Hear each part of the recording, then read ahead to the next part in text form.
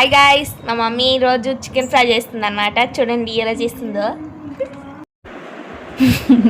అది సంగతి. హాలిడేస్ అంటేనే గొడవ కదా ఇంట్లో. మా ఇంట్లో అయితే 24 గంటలు గొడవ ఇలాగే జరుగుతూ ఉంటుంది. మీరైతే చికెన్ ఫ్రై ఎలా చేయాలో చూడండి. ఎందుకంటే ఈ చికెన్ ఫ్రైని రకరకాలుగా చేస్తూ ఉంటాను, అందులో ఇది ఒక రకం.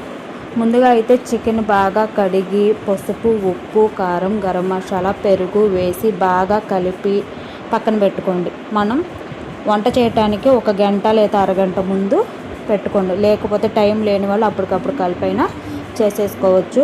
ఒక కడాయి స్టవ్ మీద పెట్టుకొని ఆయిల్ వేసుకోండి. ఫ్రై అంటే కొంచెం ఆయిల్ ఎక్కువే పడుతుంది. మీరు చికెన్ క్వాంటిటీని బట్టి కొద్దిగా వేసుకోండి. నేను ఇక్కడ ముప్పావు కేజీ తీసుకున్నాను చికెన్. ఇప్పుడైతే కొంచెం జీలకర్ర వేసుకున్నాను నూనెలో. తర్వాత ఉల్లిపాయలు, పచ్చిమిరపకాయలు, కొత్తిమీర, పుదీనా, కరివేపాకు వేసుకొని బాగా వేగిన తర్వాత రోటిలో దంచిన అల్లం వెల్లుల్లి పేస్ట్ వేసాను.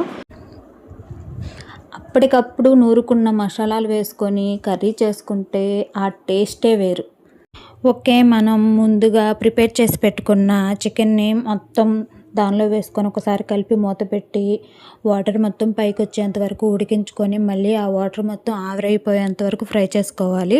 ఇది ఫ్రై కాబట్టి వాటర్ మొత్తం ఆవిరైపోయి ఫ్రైగా రావాలి. చూడండి వీడియోలో చూపించిన విధంగా. తర్వాత ఉప్పు కారం సరిపోకపోతే కొంచెం వేసుకోవాలి. తర్వాత నేను మిగిలిన గరం మసాలా వేసాను, తర్వాత చికెన్ మసాలా వేసాను. ఫైనల్గా కొత్తిమీర వేసేసి శుభ్రంగా ఒకసారి కలిపేసుకొని ఒక 1 or 2 మినిట్స్ స్టవ్ మీద ఉంచి స్టవ్ ఆఫ్ చేసేసుకున్నాను.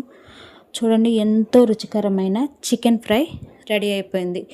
దీనికి సాంబార్ కానీ పప్పుచారు కానీ చేసి పెట్టుకున్నారనుకోండి, ఇంకా చూడండి తినటమే.